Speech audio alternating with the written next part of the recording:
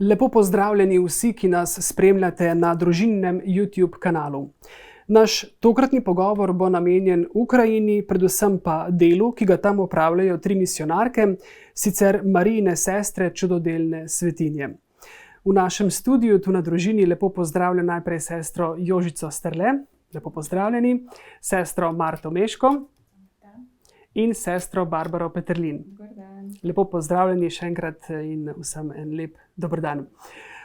Torej, dejal sem, da bo nekako osrednja rdeča nit našega pogovora razmere v Ukrajini, predvsem pa vaše misijonarsko delo, ki ga tam neutrudno opravljate, predvsem pa je še toliko bolj na preizkušnji sedaj, ko v Ukrajini divja vojna, oziroma Rusi temu pravijo posebna vojaška operacija.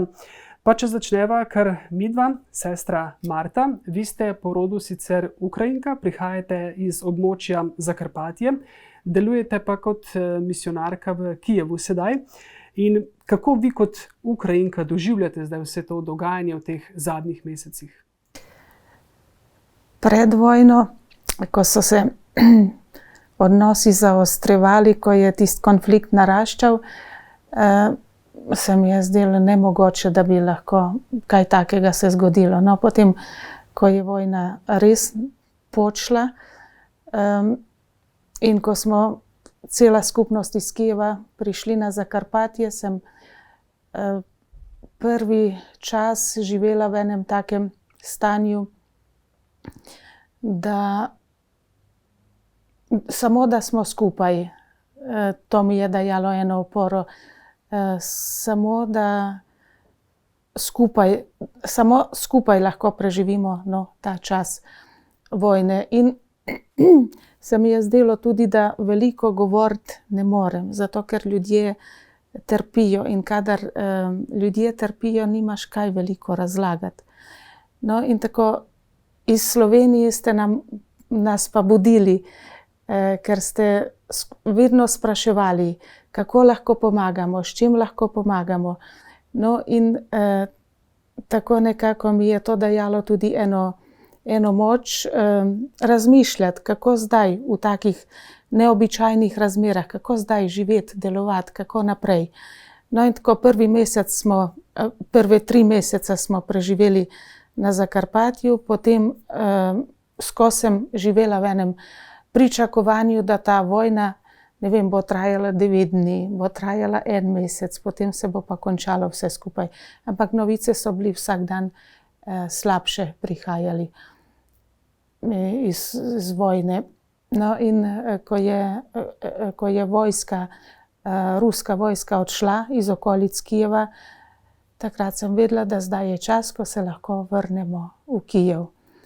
No, in ko sem se vračala v Kijev, ko sem bila na vlaku, sem Jezusa spraševala, kaj bom zdaj tam delala. To je drugačen Kijev kot tisti, ki sem ga zapustila.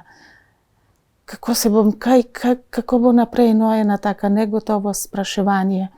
No, in mi je prišla na misel beseda evangelizirati. No, in to mi je dalo eno smer. Pač živela boš evangelij tako, kot si do zdaj živela, kakor poskušaš zdaj živeti, samo v drugih razmerah. No, to je bil prihod v Kijev. Ko sem prišla v Kijev, sem se pa počutila kot izdajalka, zato ker nekateri so ostali, preživeli tisti čas, mi smo pa bili na varnem. Tako da tudi ena vojna znotraj mene, ki je bilo potrebno jo dati skozi. No, potem pa dolgo nisem v tem ostajala, zato ker življenje te sili v nekaj, v delo, v služenje, in so me povabili iz Depol, organizacije Depol, pogledati ali pa iti z njimi, spremljati jih, ko so oni humanitarno pomoč razdajali ljudem v vaseh, ki so doživeli rusko okupacijo in kjer je veliko hiš porušenih. No, in tako sem enkrat šla in sem tudi Jezusu tako jamrala, no, zdaj pa pokaži, kako naj pomagamo tem ljudem. Nekaj denarja se je nabralo v Sloveniji, kako ga bomo unovčili. No in potem pri eni gospe, Olga, pravi, da saj mi bi že kaj obnavljali, če bi imeli gradbeni material. No in tako mi je to dalo misliti, da če bomo vedeli, kaj ljudje želijo, mi jim lahko pomagamo izpolniti njihovo željo. No in tako, v bistvu, to je, mislim, tako se zdaj počutim, da to pa lahko delam, a ne. No, tako da nekako na 3 obdobja je razdeljen ta čas vojne. Ja. Sestra Barbara, kako pa se vi spominjate teh začetkov, tistih prvih dni? Vi ste bili takrat tudi v Kijevu in ste potem skupaj s sestro Marto odšli na območje Zakarpatja. Ja, no tudi res do konca nismo verjeli, da se bo to res zgodilo, oziroma upali, da se ne bo. No in tisto jutro, ko se je začela vojna, no, se je bilo pač treba odločiti, ali ostanemo ali gremo.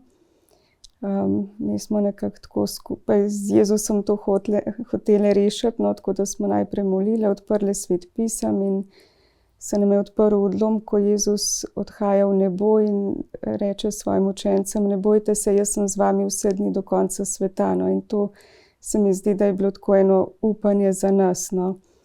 In ko smo se odločili, da gremo, smo se pač mogli hitro vzeti najnujnejše stvari.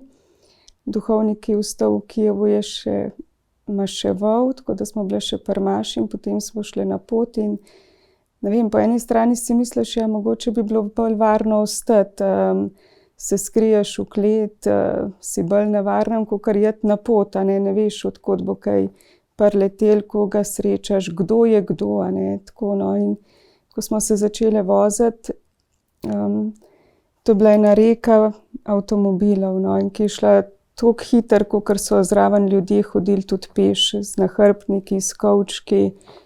No, kar mi je bilo tako, kar me je nagovarjalo to, no, da v bistvu smo čutili eno božjo pomoč, božje vodstvo, varstvo, ker ne vem, smo tako nevede izbrali tako pot, da v bistvu smo šli po eni vzporedni z glavno cesto, no, in prišli v predmestje Kijeva in potem v tem predmestju v bistvu za Kijevom na obvoznico na zahod. No, tako da mi smo to, ne vem, v 4 urah, a ne, ljudje so pa rekli, da so na tej obvoznici stali po 24 ur, no, tako da drugače pa je šlo zelo počasno. To, kar včasih v 2 urah smo rabili 8 ur in tako, no. Meni je bilo, ne vem, strašno, potem, ko se je začela noč, ko je bila kolona, si se ustavil, na navigaciji piše 70 minut, ko tisti mine je še 70 minut in kar čakaš in ne veš, v bistvu, kaj te čaka na koncu, zakaj čakamo, ne. Tako da sestra Marta in pa še ena sestra, ko smo bile skupaj, no, v bistvu smo molile ves čas, pele in blagoslavljale z blagoslovljeno vodo, svetinje smo tako čez okno dajale, no, da bi pač dajale mesto v varstvo Boga, Device Marije, nekako tako, no.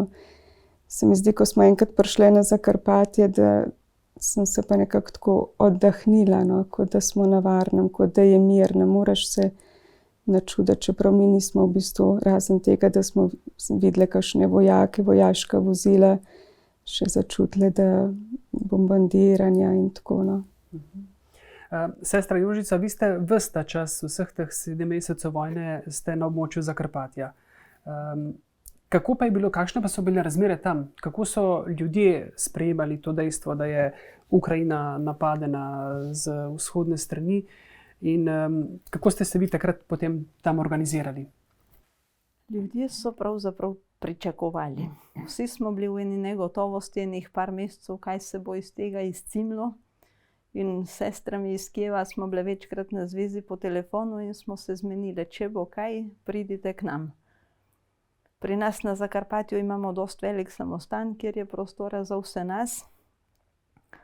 Jaz sem na Zakarpatju 6 let in takrat, ko so sestre prišle, sem se počutila kot egiptovski Jožef, ki je šel pred brati, da bodo bratje imeli kam priti. Takrat sem videla, da res Gospod vodi, no. nas, našo zgodovino, tudi širšo zgodovino. Da pa je vojna, smo pa zvedle po maši. Šle smo tako kot normalno zjutraj k maši, pridemo z cerkve, vzamem telefon, pa vidimo od sestre Marte neodgovorjen klic. Bilo je veliko ljudi in je prišel njen bratranec, pa pravi, daj kliči v Kijev, kaj je. No, kliče Marta, prav, vojna je, mi se pakiramo, pridemo k vam. In ta njen bratranec je začel jokati. To je možakar tak trden, ampak je rekel, jaz sem preživel Afganistan, jaz vem, kaj se je zgodilo. In se je obrnil in šel v avto in se odpeljal. No, tisto je mene tako streznilo, da sem si mislila, no, to se pravi, se res dogaja nekaj hudega. To se pravi, zdaj moramo poskrbeti, da bomo doma imeli vsaj neko zalogo živil. In sva šle s sestro v trgovino, kjer so se police praznile z astronomsko hitrostjo. Vsi ljudje, ki so bili, so grabili veliko. Pol si pa mislim, nekaj kupiti moramo, njim nekaj pustiti, tudi moramo. V enem takem precepu si ne veš, kaj bi vzel, koliko bi pustil. Pol si pa mislim, saj imamo še doma krompir, imamo še to in ono, bože, nekako. In ko so sestre prišle, sem se v resnici oddahnila, da zdaj smo pa skupaj. Bil je pa občutek, da ne vem nekod nekam, no, da kaj naj zdaj delam. To, kar smo do zdaj delali, no, hodili smo okrog ubogih bolnikov, pomagali smo jim, verouk smo učili. Vse to, ne vem, kot da se mi zdi nesmiselno. Kot da smo zdaj pred enim zidom in ne vemo, ali je še kaj naprej, ali ni, ali kaj bo zdaj. In en čas sem bila tako ko z lune. Pol pa kliče ena gospa z vasi, pravi, veš, jaz sem bolna, a me lahko pelješ v bolnico, operirana bom.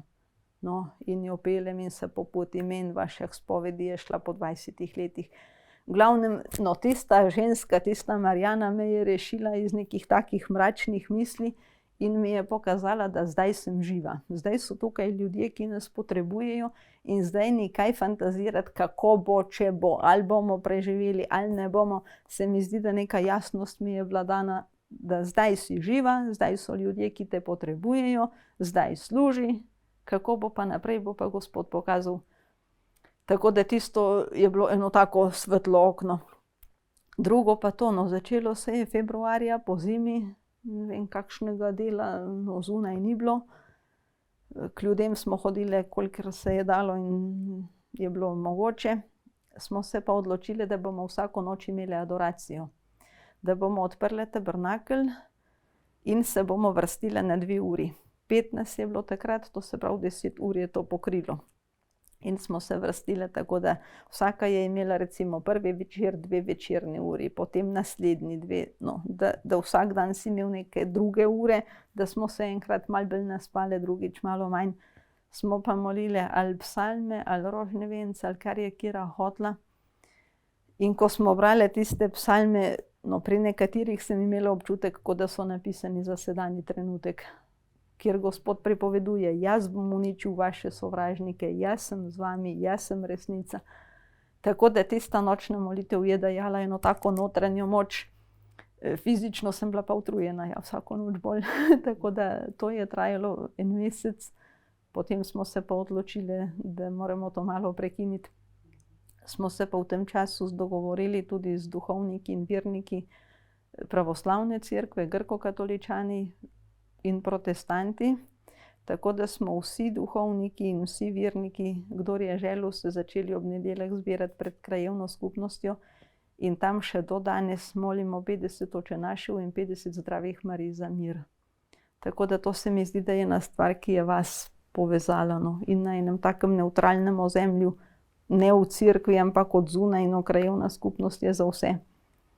Tako da se mi zdi, da ob vsem hudem, ki je, da nas pa vojna povezuje, povezuje nas pa tudi Slovenijo in z vsemi dobrotniki od tukaj. No. Smo pa res vsem neskončno hvaležne za vso materialno pomoč, za vso molitev, ker ko vidiš, kako ljudje tlele v resnici molijo, te to kar takole od znotraj okrepi. Tako da res hvala vsem in se še priporočam. Ja, spomnim se takratnih prvih dni, da so ne samo Karitas, tudi druge organizacije, tudi prebivalci sami, so se organizirali tu v Sloveniji zbirali potrebščine, tudi denarno pomoč. Pa me zanima, kako je pa zdaj s to pomočjo še prihaja v Ukrajino in kje so tiste potrebe še vedno najbolj močne, najbolj prisotne. Bi potrebovali še več te pomoči?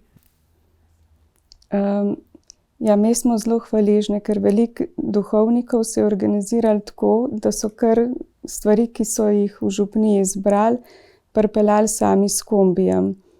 In pridejo prav do nas.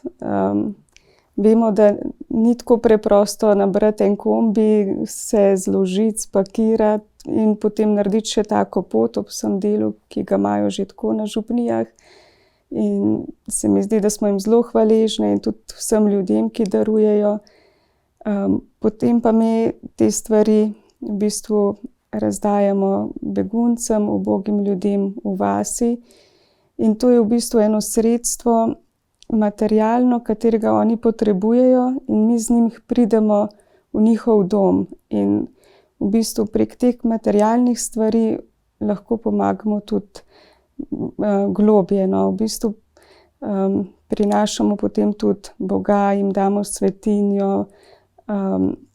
Zelo lepo mi je bilo, ko je pred dnevi rekla gospa, po vsem tem trpljenju, ki smo ga doživeli pod okupacijo, ko smo z možem mogla bežati in kako sva potovala sem na Zakarpatje in po vsej tej dobroti, ki jo doživimo v teh neznanih ljudi, jaz zdaj vem, da Bog je. No, se mi zdi res odkritje, ne, ob vsej grozotah vojne, ampak da nekdo spozna, da Bog je. Ob dobroti neznanih ljudi, da to res lepo. No. Najbolj nam pride prav, ne vem, živila, sanitetni material, pripomočki za higieno, čistila, take stvari. No. Pa tudi denar, ker v bistvu zdaj v Kijevu se obnavlja, pri nas so pa begunci, ki se v bistvu že nimajo več kam vrniti, tako da bi jim pomagali, da bi imeli do zime streho nad glavo. Ja, prihaja jesensko-zimski čas, temperature se bodo spuščale in bo seveda vsakršna pomoč dobrodošla. Sestra Marta, z vami smo vstopili v kontakt takoj ob začetku vojne, takrat konec februarja, in dejali ste, da zaupate v nebeško vojsko. Malce tako nasprotujoča si pojma, ne? Nebesa in vojna, pa vendar nebeška vojska. Kako v vseh teh tegobah, tako vi misionarke, kot tudi ljudje, verniki, kako zaupate v to Božjo bližino, Božjo prisotnost? No, tako da Bog itak gre, ali pa Jezus itak gre pred menoj, pred nami. In on je prvi, ki je pot, ki je resnica, ki je življenje. Ja, z ene strani je res zlo, a ne? In vem, da je vojna zlo. In verujem, da zlo nima zadnje besede. Da verujem v večno življenje, no? In tam vem, da me pričakujejo, a ne, tisti, kateri se veselijo Božje navzočnosti. No? In verujem, da je arhangel Mihael in drugi angeli so močnejši kot tisto zlo, a ne, ki zdaj divja na naši zemlji. Tako da, ne vem, mislim, da Bog ima zelo veliko potrpljenja z nami, da zelo veliko milosti nam daje, da v tem času, v takem kot je, da nam daje zaznati svojo bližino, svojo milost, da daje eno jasnino, veselje do življenja, no, da nam daje eno zaupanje, vero, da nam da spoznati tudi, da smo cerkev vesoljna, da sicer mi doživljamo zdaj trpečega Kristusa, ampak naprimer na drugi strani cerkev kot cerkev v Sloveniji pa nas kliče, a ne, pomagati temu Kristusu, ker hoče, ker želi, ker ima sredstva, ker ima molitev. Tako da je tako, no, da je Bog tukaj, da je Bog z nami in da trpeče, no, mi smo, ne, gledamo trpečega Kristusa, ki nam tudi daje en smisel. No. Ja, v teh vojnih preizkušnjah res lahko v vsakem človeku vidimo Boga oziroma Jezusa, ki potrebuje našo pomoč. Sestra Jožica, prej ste že nekaj omenili o tem, kako in na kakšen način ste pomagali in pomagate v času vojne, pa če lahko še kakšen stavek več o tem, kako ste morali, bomo rekli, prilagoditi svoje delo ali pa vaše poslanstvo v tem času vojne, na kakšen način vse pomagate. Najprej ste dejali, recimo, da ste peljali gospo v bolnišnico, vmes se opravila še spoved. To so taka morda navzven drobna dejanja, ampak človeku pa najbrž dajo neizmerno moč in pomoč.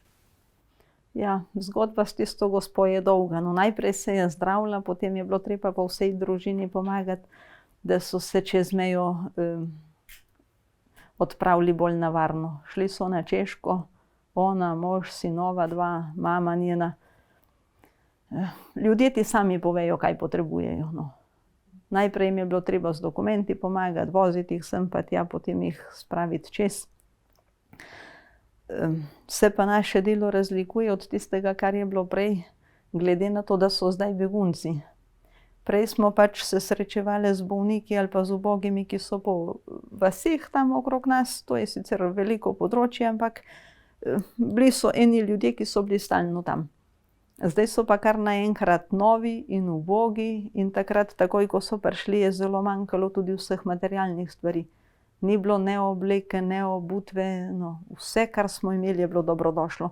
Sestro Barbaro so jim copate kupovali, recimo, ta prvi teden. Tako da takrat smo hodili po vseh tistih centrih in vrtcih, in kjer smo zvedeli, da so naseljeni. Do zdaj se je to že malo spremenilo, ker tisti, ki so se imeli kam vrniti, so se vrnili. Ostali so pa ti, ki so z vzhoda, ki imajo porušene domove, ki se v resnici nimajo kam vrniti. In nekateri si iščejo hiše, nekaterim je treba kaj dodati, da bi si hišo kupili.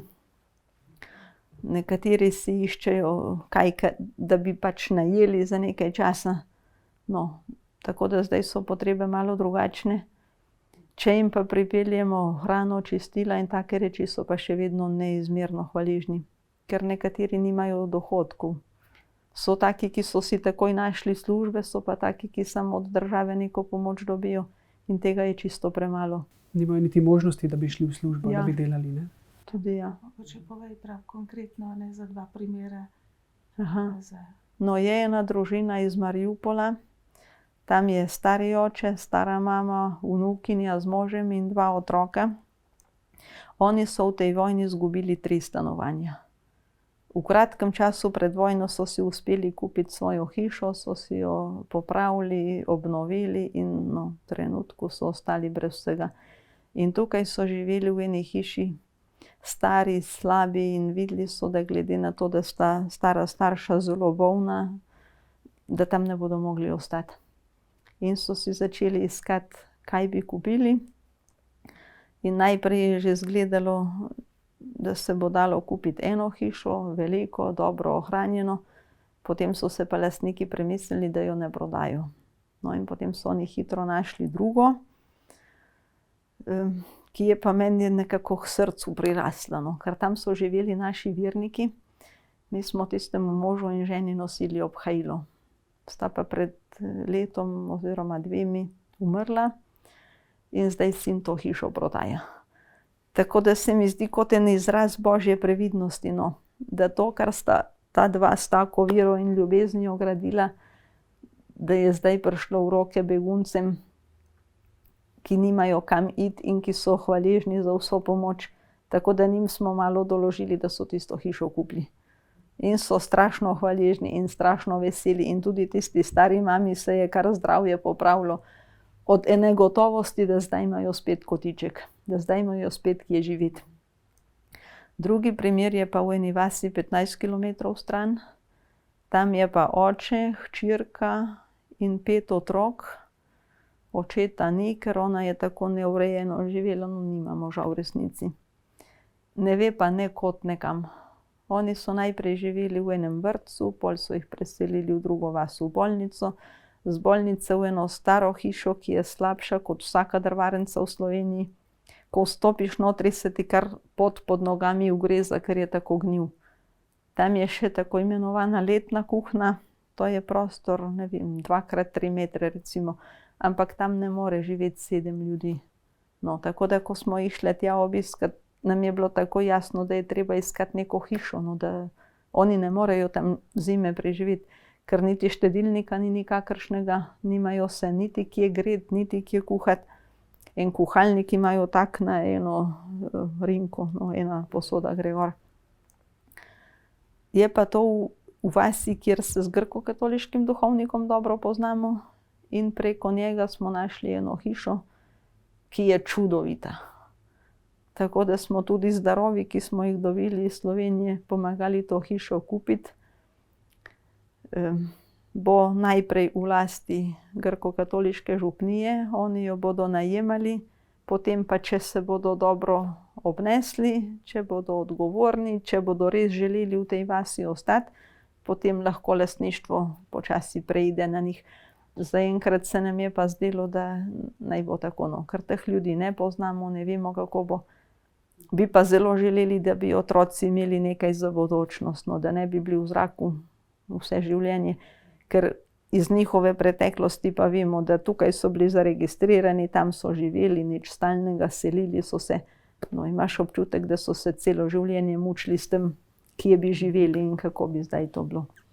Ja, lepo je slišati, da tudi v takih razmerah Bog vedno nekako pokaže pot, tudi prek vas, misionark, ki tam delujete. Morda zdaj ob koncu še eno ali dve vprašanji o prihodnosti, o pogledu naprej. Kako ve čutite ta utrip med prebivalci Ukrajine? Kako upajo? Česa si želijo? Kdaj mislijo, da bi bilo lahko te vojne konec in bi se razmere vsaj kolikor toliko normalno vrnile v normalne tirnice? No, vsi si želimo miru, da bi se vojna čim prej končala. Sicer napovedi konkretnih, kdaj se bo in kako se bo, ni. Kvečemu je napoved, da to lahko še dolgo traja, da najmanj pol leta, da lahko je poskus spet iti na Kijev. Tako, ampak Ukrajinci živijo v eni veri, da bodo zmagali, a ne, Ukrajinci se v bistvu borijo zdaj za svoj obstoj, da smejo biti Ukrajinci, da smejo živeti v državi, ki je Ukrajina. Tako da mislim, da vsi upamo, da zlo bo poraženo in da bomo spet lahko svobodno živeli v državi. Ja, to je tudi naša želja. Vse tri sestre, čisto za konec, še ena vaša misel. Zdaj ste na kratkem oddihu ali kratkem obisku tu v Sloveniji. S kakšno popotnico se vračate nazaj? Vi, sestra Marta, v Kijev, sestra Barbara, sestra Jožica na območje Zakarpatja. S kakšnimi občutki, s kakšno željo in sporočilom tudi iz Slovenije se torej vračate na območje, kjer delujete? Ja, meni se je zdelo, ko smo prišli v Slovenijo, zelo lepo. Kjerkoli cerkev prideš, vedno so molitve, prošnje za mir v Ukrajini. In se mi zdi to prenesti ljudem, no, da smo to doživeli, da v bistvu kljub temu, da vojna že tako dolgo traja, ampak ljudje vztrajajo z nami, vztrajajo v molitvi. In pa to, da vedno sprašujejo, kako lahko še pomagamo, ne? Da je še vedno sočutje, kljub temu, da so že veliko pomagali, ampak še vedno je želja in še vedno pripravljenost pomagati. No, se mi zdi, da ta dobrota in ljubezen ljudi, da to bo dal tudi ljudem eno upanje, moč in tudi veselje do življenja, da grejo naprej, čeprav je težko. No. Še vaši zaključni misli, sestra Marta, najprej morda. Ja, dobrota je neuničljiva. Kljub vsemu zlu, ki na enem koncu Hočem reči, prinesem ljudem dobroto, ki sem jo v Sloveniji srečala, doživela. Tako, rada bi kar tako prinesla, ne v rokah. Ja. Jaz se počutim okrepljena. Od dobrote, od molitve, od vsega dobrega, kar sem tle videla, kar sem tle doživela, od naklonjenosti vseh teh ljudi, ki sem jih tukaj srečala, in sem zato neskončno hvaležna. In se mi zdi, da bom ljudem lahko spet tako z vso korajžo povedala, tam so ljudje, ki za vas molijo. Tam so ljudje, ki za vas zbirajo pomoč in v kratkem bo spet prišla. No. Ne bojte se, držite se, zaupajte. Se mi zdi, da Gospod je živ po ljudeh, no, da to sem doživela. Da nam je Gospod takole preko ljudi s človeškim glasom povedal, da je z nami, in zato sem res silno hvaležna. Ja, in to je morda tisto, kar ste, sestra Marta, morda mislili, ta zemeljska nebeška vojska, ki je takole okrepljena nadaljavo, pa vendar pride ta pomoč tudi do vas. Še enkrat hvala lepa vsem trem za gostovanje v našem studiu, seveda vam tudi družinini sodelavci. Želimo, da vas Bog še naprej varuje pri vašem delu. Marija pa objame v plašč prave materinske ljubezni in naj vas spremlja na vsakem koraku. Hvala lepa in srečno pot nazaj v Ukrajino. Hvala.